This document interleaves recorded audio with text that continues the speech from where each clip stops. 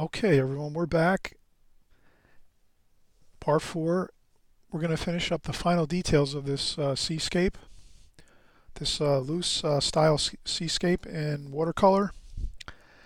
Um, we've we've really completed pretty much everything we need to. The usually the thing is with you'll always hear me say take breaks, and taking breaks is great. So this is my third break, so this is my fourth time coming back to the painting. And if you even check out my timestamps, you'll see how much time actually in between paintings or in between glazings and um, our work here. You'll see that the time that's elapsed in between videos. So it's probably like 20 minutes in between each glazing, and each time we work a little bit and then we take a break. So we've taken a lot of breaks, and it's really good. Each time we take a break, we can come back to the painting and kind of look at it for a few minutes and kind of see how things are coming along and what we need to do. So right now, it's still looking really, or it's actually looking fine now. This is like, to me is pretty much like 99% complete. I think we can do a few more things to it. Maybe, you're the artist. When you look at your painting, you might say, I want more details in it. That's great. You can put more details in it. You paint your painting, according to what your style is and what you like to do. For me, I just find that I like my paintings a little bit underdone. Like so, um, I like to leave things just uh, not as much details, but enough detail that everything looks pretty good. Um, but that's my kind of style and what I like. And of course, you can, if you enjoy more details, then that it's your painting and you create the look you want. So here, what I'm thinking is I need to do a few more details. One thing I need to do is a little bit of French ultramarine blue, mineral violet. I wanted to add a little bit of shadow over this here on this side of that part of the roof there.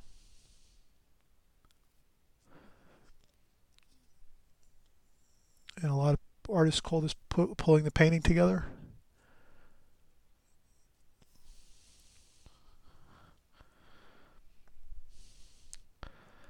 And then here we can maybe just do a few.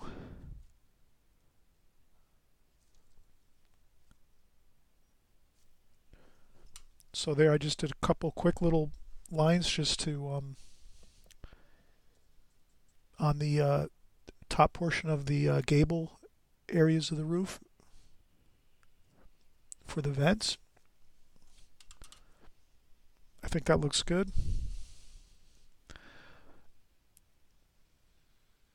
Again, there might be a chance of doing too much detail, so I want to just kind of, that's to me is fine. Just a couple parallel lines just to show that there's a little bit of vents on the top of that area of the roof. I thought maybe a little bit of a line here just to kind of show the front.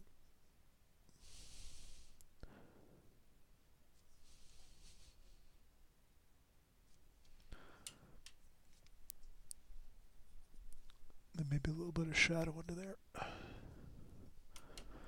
Alright, so that's good for that portion. Shall we do some fence posts? Should we fire in some fence posts? Let's try it.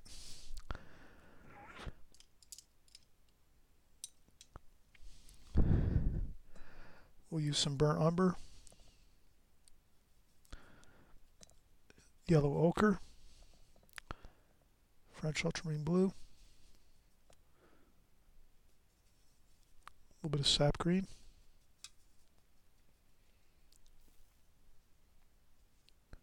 Okay, everything is going this way, so I would say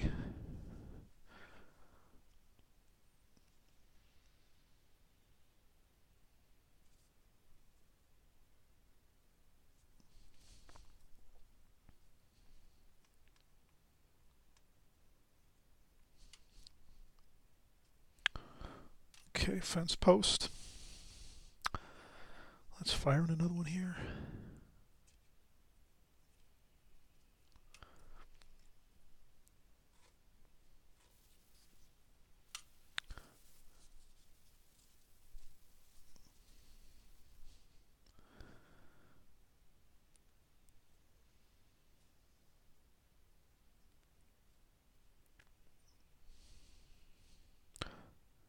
Okay, so I'm just doing these real, just one stroke and that's it.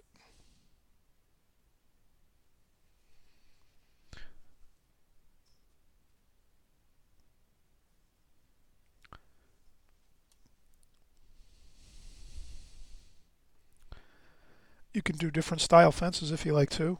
A lot of times you'll see at the shore the like the picket type fences. Here I might think this is more of like a maybe a foreign country, maybe not so much like the United States, but maybe a foreign country where they might have some cattle along the shore here at their villages, at their cottages. So we might have some cows or sheep or something. So maybe there's some.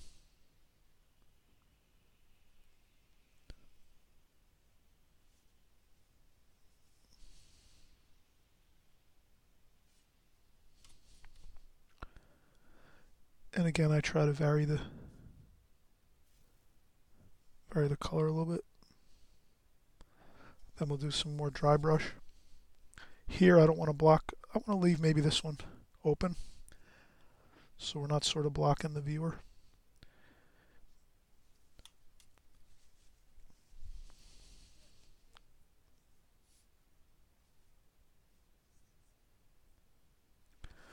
And then I dry off some more paint. And as things go into the distance here, it's a little more, you don't see as much detail. So that seems fine.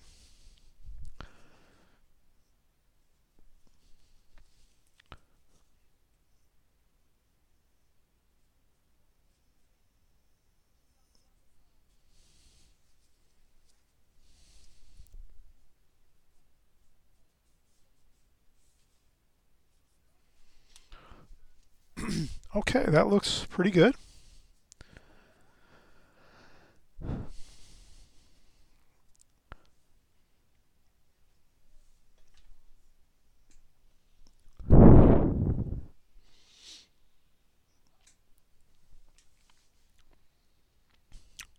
Now we can, we'll be a little daring here. Maybe we'll try some. I think we'll leave it this way. It kind of looks good with the limited palette. I was tempted to kind of start going in with some different colors now, but this really does look really good with a limited palette. The only daring thing I did do is I added some Viridian green here in the ocean, over here in the ocean and over on this side. And then I also put some Viridian green in up here just a little bit. So I kind of put a little bit of interesting kind of color that wasn't really in our original limited palette that we use for this. But so this looks really good. Now the thing is, if you ever have a problem on your painting where, let's say your shore houses here, your cottages along the shore here, beautiful scene. Let's say they came out great, but the trees over here that you didn't come out too good at all. You can always keep some mats along, that you can get at the store, at your local hobbies and craft store. You can get some mats, and they come in all different sizes. And you can take these and you can kind of, if you had a problem on one section of your painting is still good. You can just move it to a smaller size. So we can see here we can kind of take this and use a smaller mat and kind of move it around and say, all right, this was we had a problem with the left side over here with some of the trees. And then we could take it and isolate it and maybe say this looks pretty good like that. Or maybe like this. Or something like this. And we can make it a smaller painting. Or if everything looks fine, we can take a larger mat like that. And then you can see the different looks with it. You can move it up or down. And I have the tape here, so we'll take the tape off and see how it looks just the way we painted it.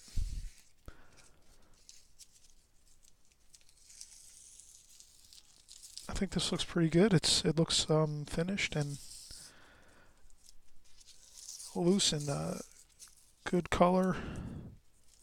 A feel for the look of the ocean and the seascape. Maybe we'll zoom in a little.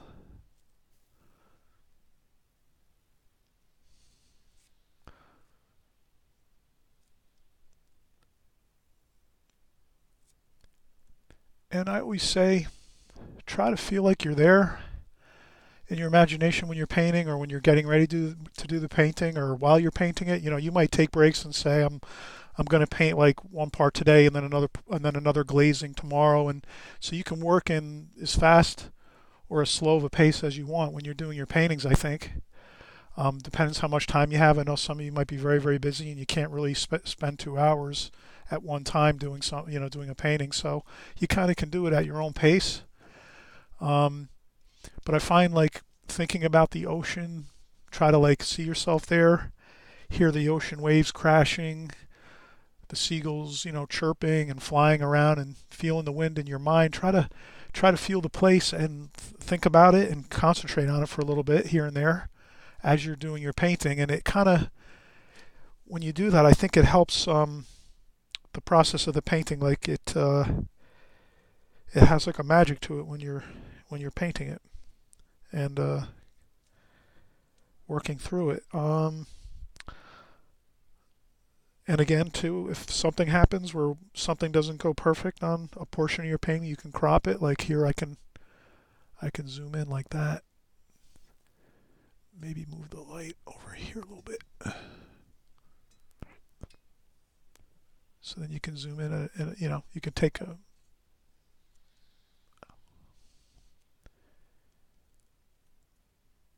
You can section things off. I'll bring my camera off here and.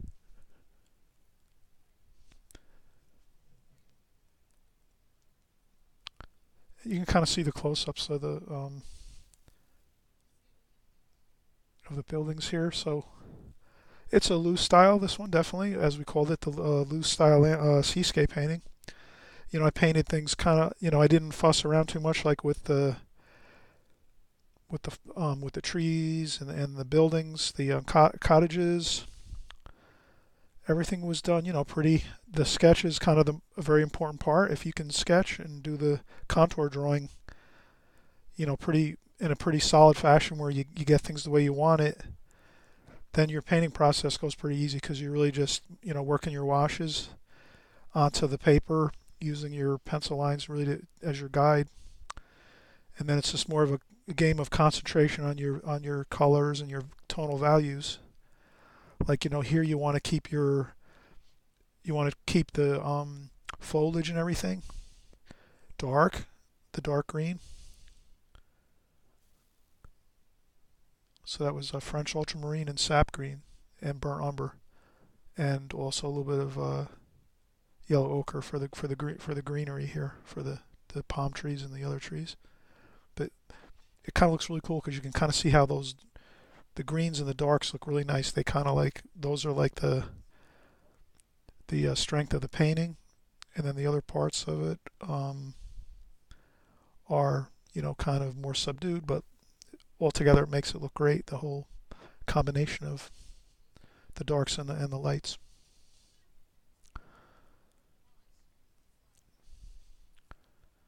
And I think this looks like a bright sunny day at the shore. And okay, we'll sign out for now, everyone. Enjoy your painting. Knowledge is power. Keep learning. And we'll see you on the next video. Bye-bye.